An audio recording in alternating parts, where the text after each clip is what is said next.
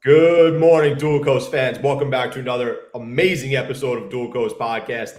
I'm your host, Dan Skoka, joined by my East Coast co-host today on Long Island, Russ Rogers. And in the middle, Oh, man, the legend, Dylan Smith, for joining us this morning. woo! Thank you so much for being here.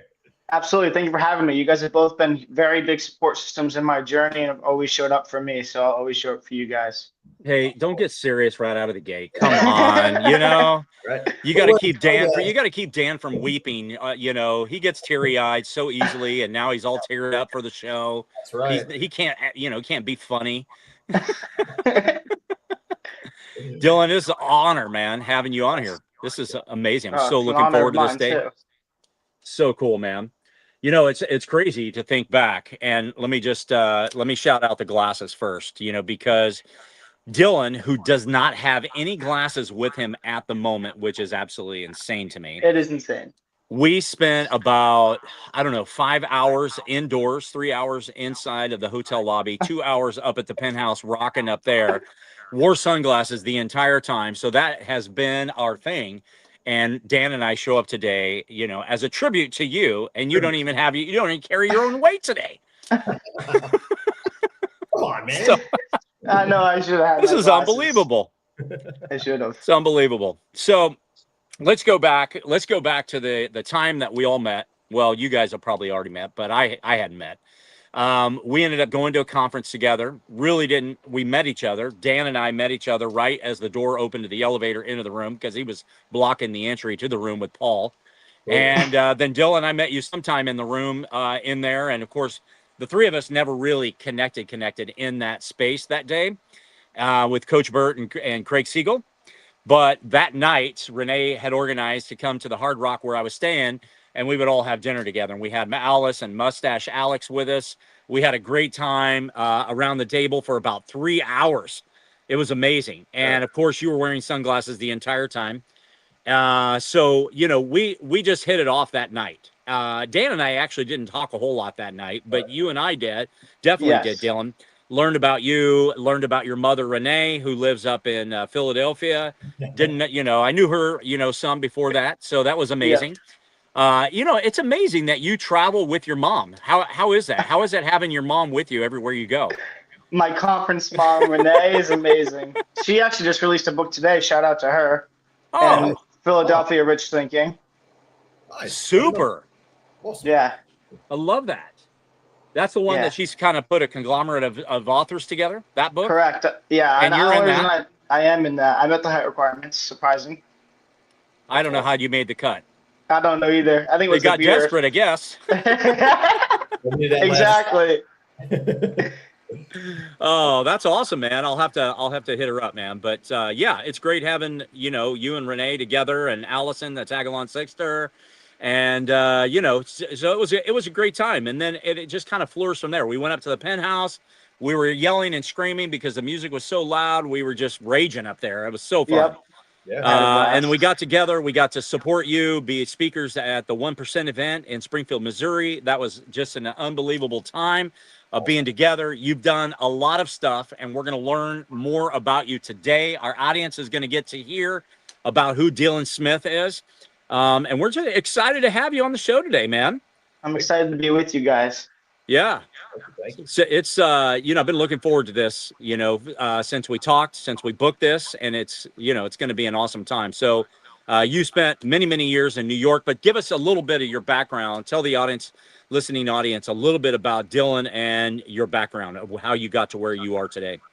So I was adopted twice, misdiagnosed, put on the wrong meds for 10 years. And then at 19, graduated high school in 2020 and worked for free for a tech firm for 8 to 10 months, and then got hired by an MSP, worked for the MSP for $28,700 a year, traveling the country setting up offices, which made me become the #1 requested per tech in the whole company, which is where we forced them to give me a raise to $55,000. Where then I started traveling for Oppenheimer and Starwood and investment groups all over the country. And then I got connected to some of the top investor relations, where then I ended up making about $75,000 a year by the time I was 22 years old. And then I was flying around with a corporate Amex in my pocket and thought, oh, I want to help people. Like, this is cool, but what do I want to do that's passionate to me, right? And I thought, being adopted twice and misdiagnosed and having to overcome dyslexia at such a young age, I know that somebody has it worse than I had it, and I know that I have the tools to help people.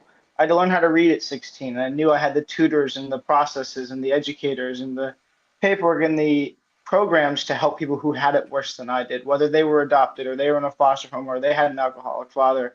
I had the tools and perspective to help, so I wanted to help. So I'd made the bold decision at 19 to start making selfie videos, and I said, if I'm going to work for free for this guy, I'm going to work for free for myself for an hour. So my rule was every day I had to have a selfie video, and then that grew to every day I have to be up a selfie video or do a Zoom call with another dyslexia Instagram page. And we're talking like 200 followers at the time.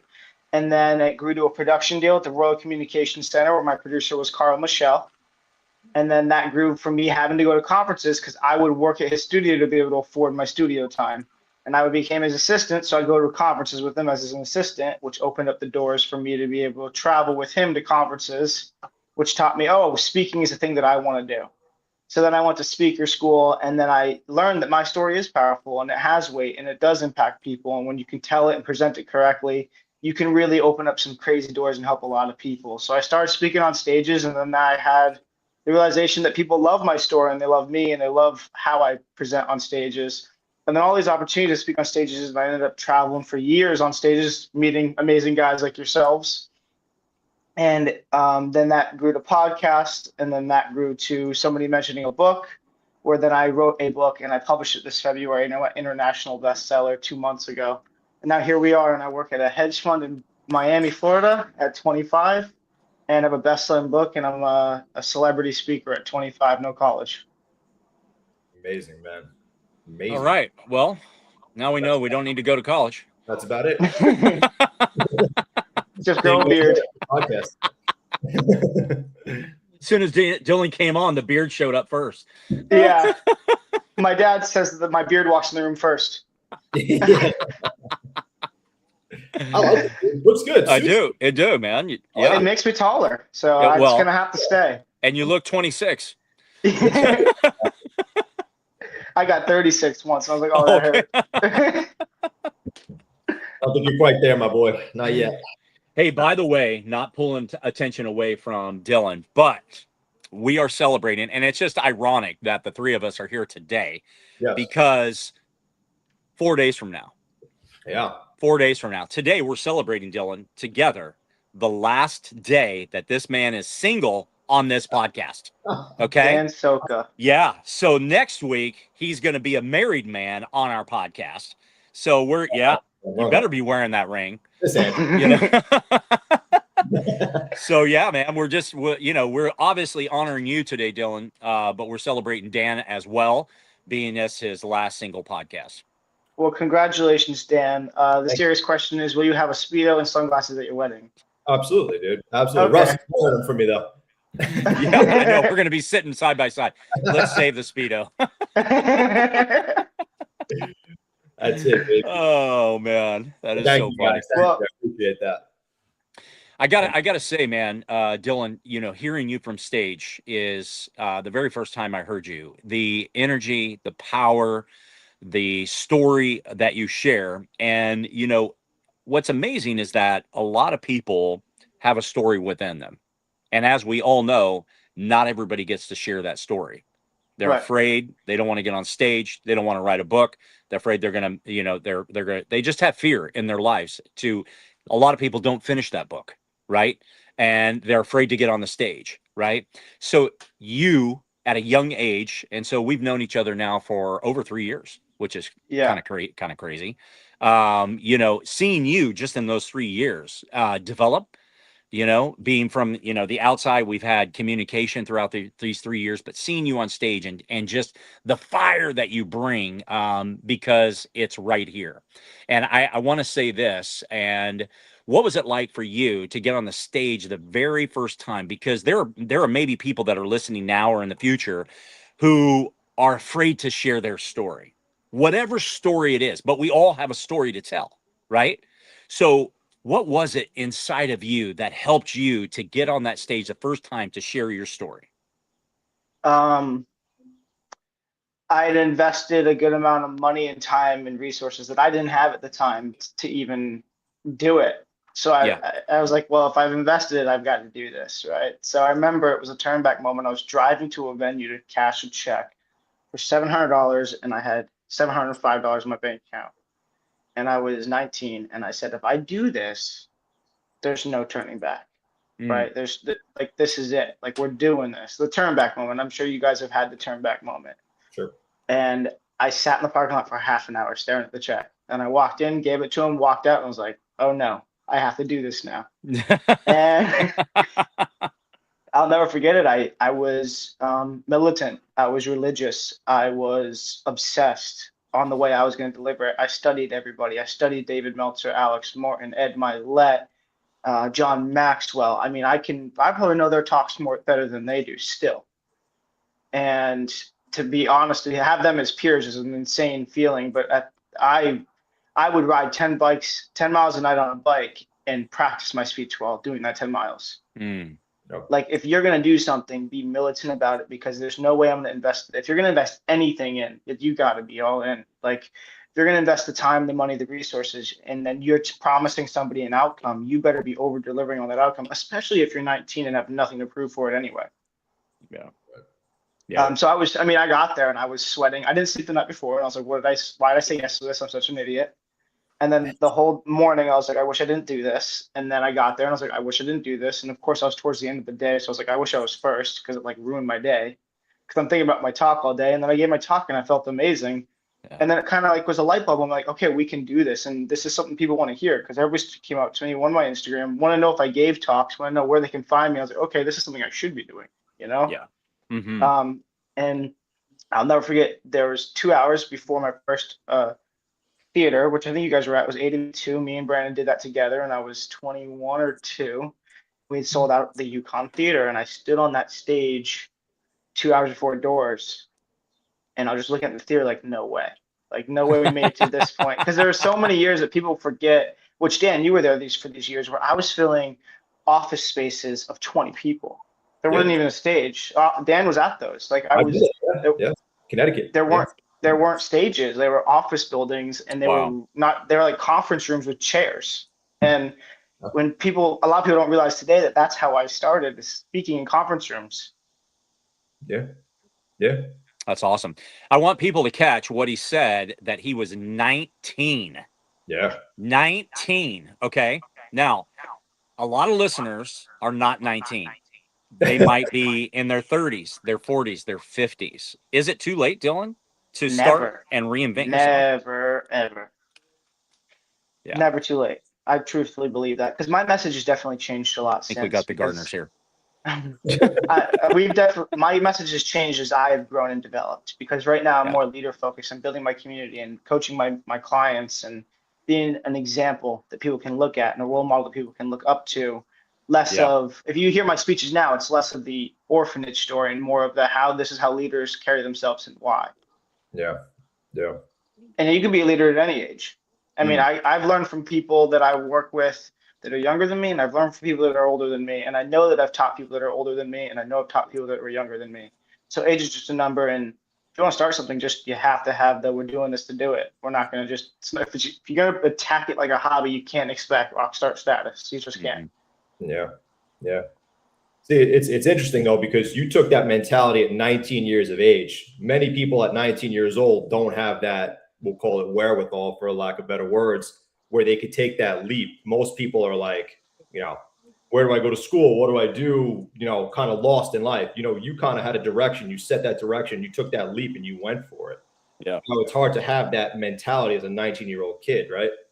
Yeah, it was. It was a lot of, and I was actually very insecure about everything I was doing. Working for free, all my friends were at college, doing this speeches for 10 to 15 people in a conference room. Like, what am I doing? And then looking on Snapchat and see my friends party at college, and they're going to class and they're studying, and I'm like, I'm the one being left behind. Like, I felt like I was the one left behind. And then when it started to work, I was like, okay, I think the first time I ever started to see it work was when I went and spoke at the A to B at the library, and that was 90 people. And then A to B2 was 200 and something.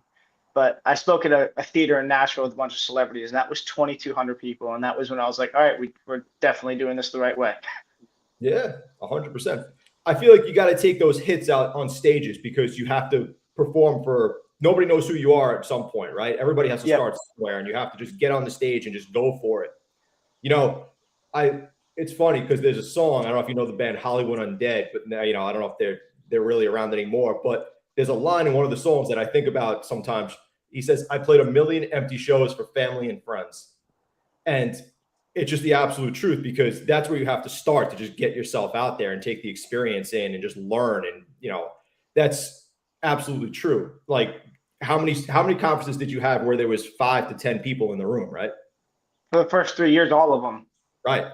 Exactly. And you still kept going. You had the mentality to keep going because a lot of people would have been like, why am I doing this? There's 5 people in this room, 10 people in this room. I did this for a year. I'm not making anything financially from it. Why am I still doing it? It's hard to have the mentality to keep going, right? That's the don't quit idea, the motivational idea behind you. And it's amazing to have that kind of mindset at 19 years of age, 20 years of age, and to keep going, dude. And I appreciate it. And look at that. It's incredible. That's an incredible feat. Thank you. I did have a question for you both really quick. No, you can't ask questions on our show. Okay.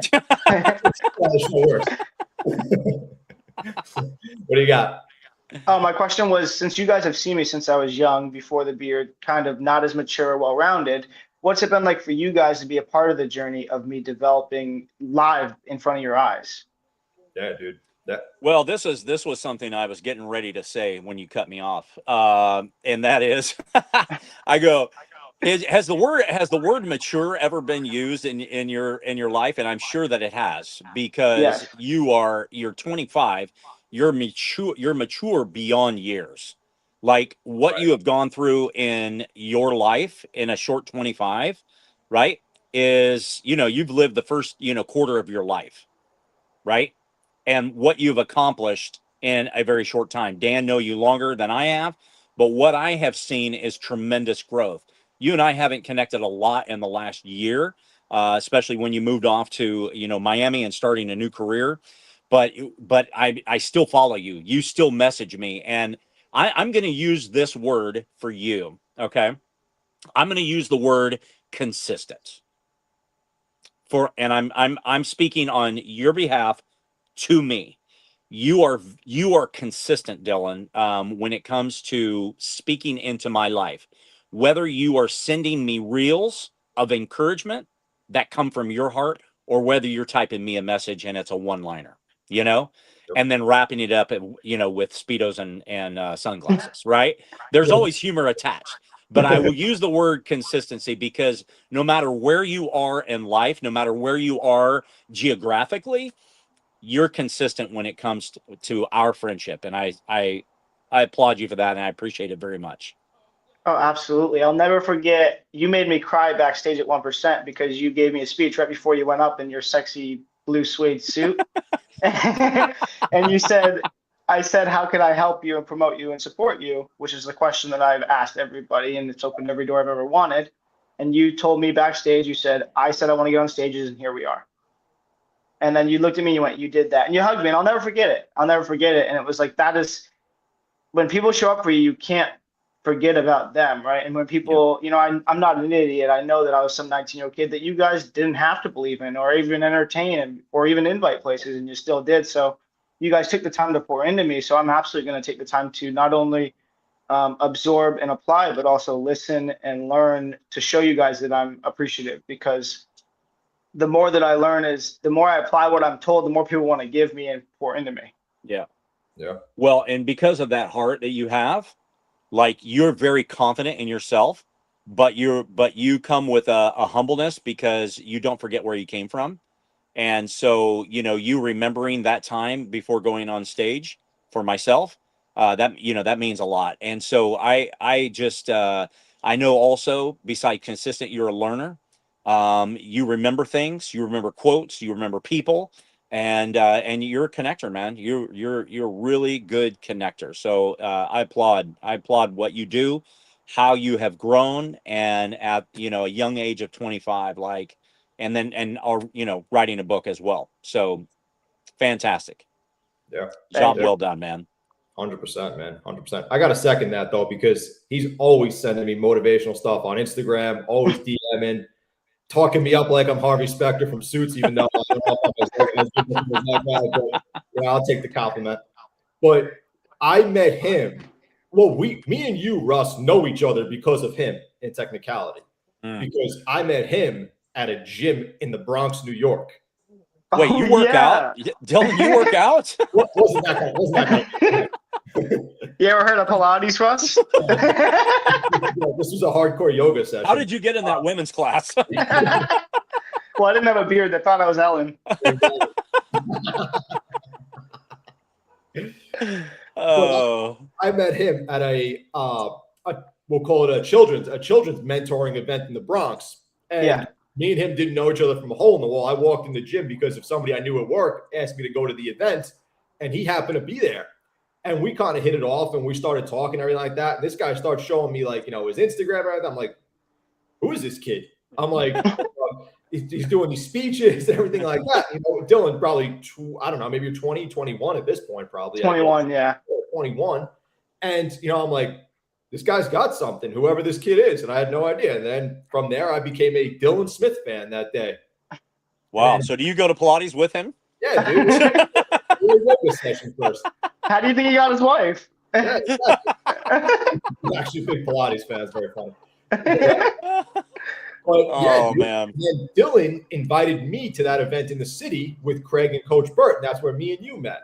So that's the only reason I knew about that event is from him. And that's man, crazy. But dude, the growth factor in you for the past I'm just going back to what you asked. The growth factor on you for the past 3 to 4 years that I've known you is just exponential, dude. Just completely compounded from just getting an audience, writing a book, moving, having the courage to move out of state. You moved out to Miami. That's not an easy thing to do. Just the upscale in jobs, working for the hedge fund now, dude. Exponential growth in the past couple of years, man. Congrats on that. It's incredible. Thank you. You're welcome. What made you grow the beard? I went from like is that a woman or a man? Is he 12 or 13? To that's a man and he's handsome. You should see him with glasses. Yeah. Oh man, that's great. That's great. Dylan, take us back real quick to when you were misdiagnosed for a second. They thought you had ADHD, you were put on the wrong meds. Was there a day in your life where you were and it kind of came to you, or you had the right diagnosis and, you knew what was going on? Was there a day that just shifted you and was like, okay, I'm dyslexic. What do I do from here? Oh, yes. I'll never forget it. So my second adoptive father, which you guys have met, Dan Jackson, he had me evaluated at 16, and it was a 2-day extensive 10-hour days evaluation. And it took 2 weeks to get back. And me and him were staying in the garage, and he got a call. He stepped away. He came back. He goes, okay, we got your results. You have dyslexia. It's not ADHD. So we're going to stop your prescription immediately. And I'm like, okay, I don't even know what that means. And he was concerned because it was really unconcerted, which means there was a factor of withdrawal, right? I had a kid on this medicine for 10 years. We got to withdraw correctly. Yeah. And he said, I've looked into this program. It's called Orton Gillingham, and you have to relearn the alphabet, how to read, how to write, how to decode all over again. Are you willing to do that? Because it's $10,000 a year to do it. So I need you to say you're going to do it. Nah. And I remember him going, I need you to let me know if you're serious or if I shouldn't even spend the resources on it. He was straight up with me. And I said, I'm willing to do whatever it takes to not be the stupid kid anymore. And I remember that so vividly. And then 48 hours later, we went to this woman's house and met her. She broke it down for me. And I started that next weekend. And then I remember showing up to school with more confidence, showing up to school with, I got this, chasing small wins, and they were compounding. And this is when we all realized that it was graduation was even a possibility, because I was getting 40s and 30s. I wasn't passing anything. And I had a parent-teacher conference 6 months after the diagnosis. I already started tutoring, and there was a 70 on my reading. There was a 68 on science. There was a 72 on social studies. I've never had grades like this. And my teachers were crying, my mother was crying, and even my big father was crying. And I thought they were crying because I let them down. So I'm going, oh shit, all that work and money, and we got a 70. They're upset. And they were crying because it was the first time they had hope that me graduating was a realistic idea. Mm. So I'll never forget that either. But yeah, that's when I grew the confidence. And I think a lot of me subconsciously doing this stuff at 19 was to prove to my father that adopting me was worth it and investing that money was worth it. And I'll make sure you don't think I'm a failure or I was a waster, etc. Wow. I want to go back even further than that. Let's go back to your early years. Like, what were some of the difficult challenges that you had to overcome as a child? An alcoholic father, living in a house that should have been condemned. And I used to, to escape. I always knew how to escape. I don't know how, but I would always just ride my bike. And the goal was to stay away from home as long as I could. So I'd ride my bike around town. And of course, that's probably how I learned how to make so many friends so fast. So I started getting invited places, was swimming at pools, was playing on the playground, was taking bike rides. I knew the town better than anybody else did, and just finding something to do. And I remember one day, funny enough, as a dyslexic, my favorite spot to hang out was the library in my old town in New Hampshire because it had Wow. people going in and out of it, which is thinking about it now is so funny. And it was like I could sit there and no one would disturb me. So I just like sit there and observe people and look at books. And I just looked at dirt bike books because I love dirt bikes. But I just liked being in a library that wasn't my home. So early on, I spent a lot of time riding my bike, swimming at a town pool, and used to jump the fence because I wasn't a member or anything and I couldn't afford it, obviously. So I jumped the fence and swim in the town pool and hang out at the library. That's it. Library. Guy, Okay. man. Yeah. Library is crazy knowing what It your is story crazy. was going to become, right? Yeah. Yeah, that's wild, man. And when you went to the library, what were you reading? What were you trying to do? Like, what was the goal there? I would find two types of books: dirt bike books with pictures and real estate photos Got it. books. So like pretty houses and stuff because I wanted to be in one so bad. So I wasn't reading, I was looking at pictures, but people thought I was reading. Fair enough. Fair enough. That's awesome. No, it's interesting though how you kind of like. I'm gonna say this like you almost kind of knew what was wrong, if that makes any sense. You almost kind of knew, like you kind of gravitated toward what you knew might have been wrong. You might not have known what the issue was at the time, but almost like you were like, okay, maybe the books have the answer, and they kind of did because the dyslexia was really the true answer there. Does that make sense? Yeah. It's almost like you kind of knew what was going on, but you couldn't really diagnose it. You couldn't really tell. And like, obviously everybody else kind of misdiagnosed it also, but almost like you were gravitating toward the answer at a young age, if that makes sense. Yeah. Yeah, that's wild, man. That's wild. So let me ask you a question now. So now knowing what you know and how you were misdiagnosed and how a lot of kids are probably misdiagnosed, if you could sit down with all the teachers now that you had in the past and other teachers in this country or wherever for 5 minutes, what would you educate them with or have them understand about that child maybe who's struggling in that class? Great question. I just signed a contract with the State Board of Education of Connecticut. So I'm doing a presentation for every school in Connecticut on this exact question. And the first thing that I say is you need to listen. And listen with an open ear and an open mind and an open heart. Right? And then you need to observe after listening. So if I tell you my leg hurts and then you watch me run around, you'd be like, his leg doesn't hurt. But if I tell you my leg hurts and I'm not even putting any pressure on you, you're like, something's wrong with his leg. So listen and observe. Mm-hmm. And then figure out, if you don't know what's going on, you don't want to do the research, etc., figure out what you can do that might help that kid. And if they're going to say, hey, I don't know how to read X, Y, and Z, I know it's harder with younger kids because we have a bunch of energy and we're more focused on, the flowers and the butterflies flying outside. But listen, and then also talk to the parents and ask the parents if they're listening, what the kid's saying is the same thing. Are they seeing the same patterns at home?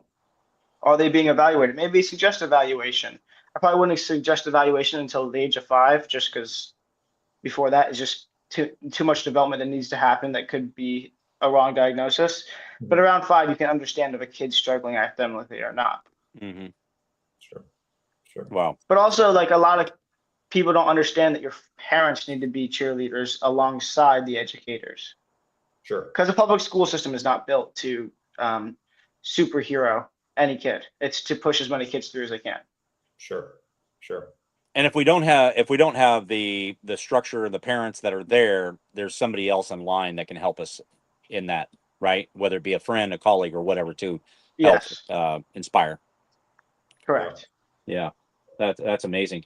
When many times we're influenced to do something in life, whether it's a moment, it's a download, whatever it is, to do something. What was that moment for you when you decided, hey, you know what? I'm going to write a book. I'm 24. I don't know when that moment came, It's but was there 24, a yeah. moment that happened? Yeah, I was 24, and everybody I looked up to had a book, literally. My first mentor ever, Carl Michelle, best-selling book. Second mentor, Brandon, has like 6 books. David Meltzer has 3 books. Craig Siegel has a book. Amber Lago has a book. And everybody I looked up to and idolized and respected had a book. And I was wondering, are they writing a book to write it, or are they writing it to produce a story, right? Is it a sales tactic, or is it an impact tactic? And I've seen people do both. And the big thing with me is to understand what is not to do and why not, and what to do and how to. So to figure out who has results that I really want, and how are they using the book in a way that I can relate to and would like to, let me go talk to them. So the people were David Meltzer, Craig Siegel, and Amber Lago. And I talked to them about it, and Carl too. And they all said, you're already kind of killing it right now as a celebrity speaker. A book would help, but no rush. You're 24. And then, as you know, I took a conference that I had built with some friends on the road. So the book took a big hiatus. And then I moved, and I'm no longer part of that conference or that media group. I had left, and I was in Miami, and I had work, and I'm at 4:30, I'm off, and then I'm done with the gym by 6, and at 6 to midnight, it's like I got nothing to do. So it was like, well, let me pick up that book again, right? Because I'm now seeking my passion, my purpose, what drives me. It used to be conferences. It's like I don't have that right now. What is driving me? So I wrote the book from December to February, released it in February, and it went bestseller in a month, and then went international in 3 months. And then I was like, this is a sign, right? Because that did way more success than the conferences I was building, which means I wasn't incredibly aligned to the stuff I was pushing prior. But that's what life is about, is learning and adapting and pivoting.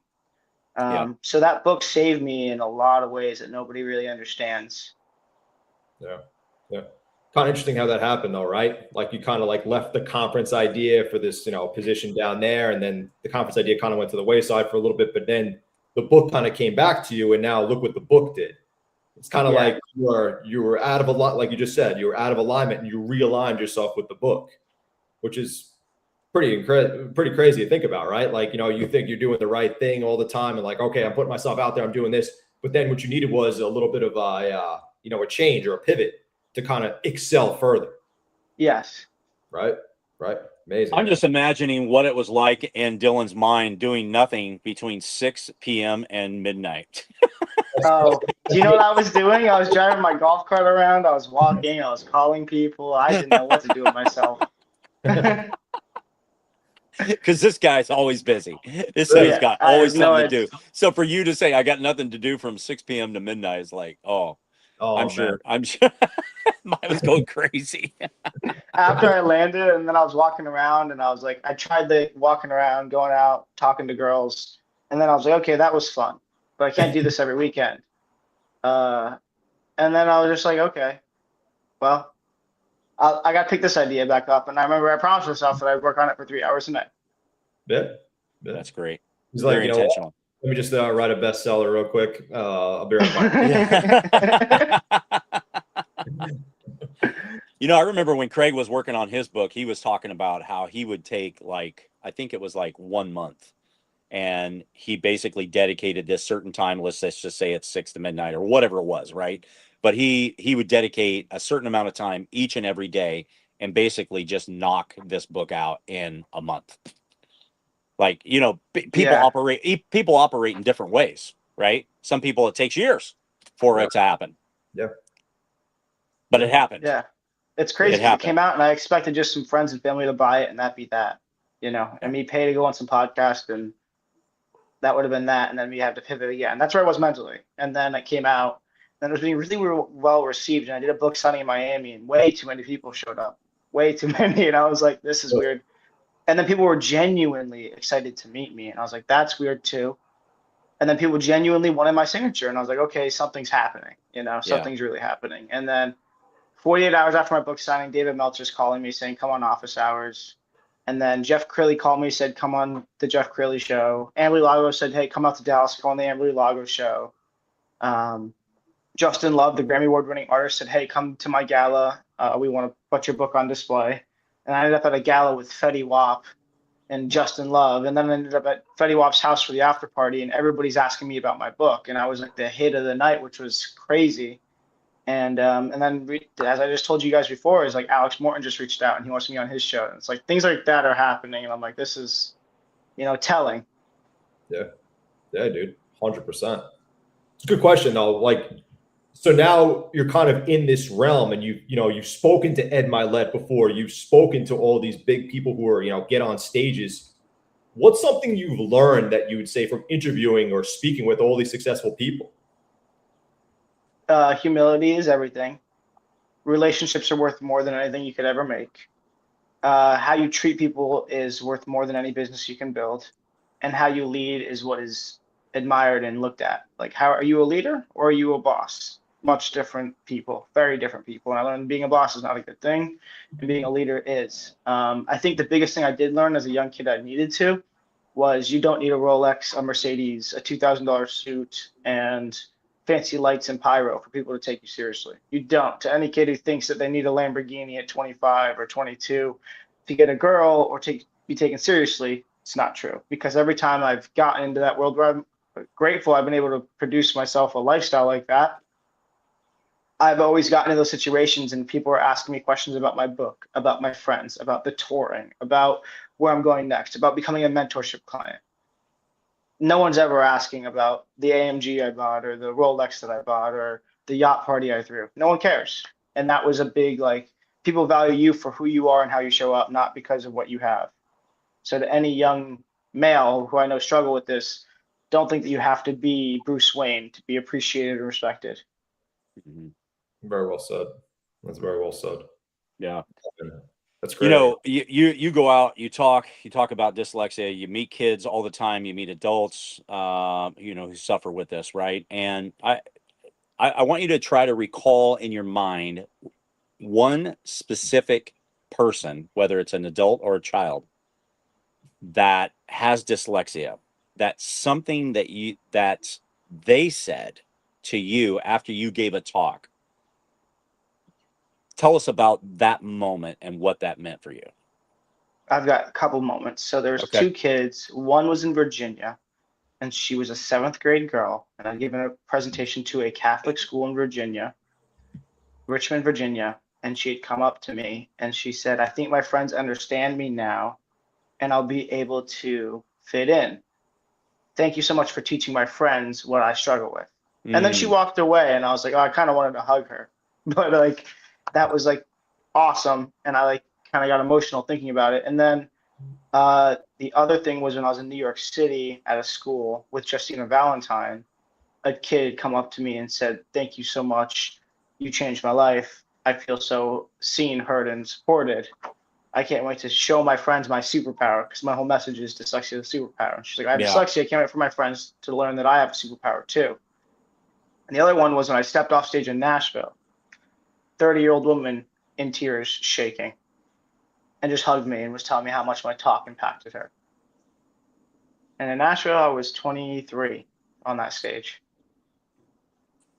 Amazing, man. I'll never forget those. And there's more of that. There's one time when somebody came up to me after talking to them with it. I saved them because they were going to commit suicide, and they didn't because of a talk I gave, and that was very powerful. And you talk about the word humble. You stay humble through all this, right? And that is a strong characteristic that I know that you have within you is remaining humble through this process.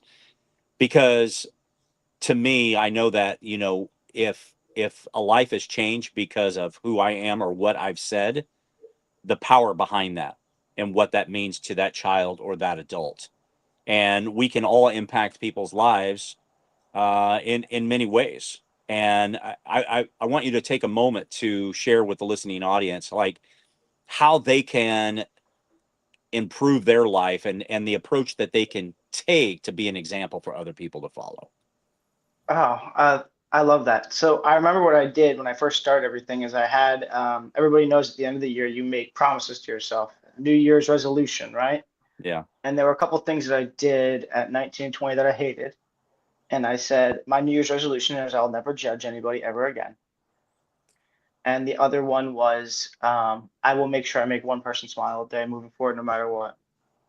So whether that's pumping somebody's gas, helping them fix a flat, giving them a compliment on their shirt, asking them a question, and then listening to them. And a lot of people don't realize that just being heard and you listening to somebody for 10 minutes, you're like, wow, that was amazing. I love that Dylan kid, or I love that made my day.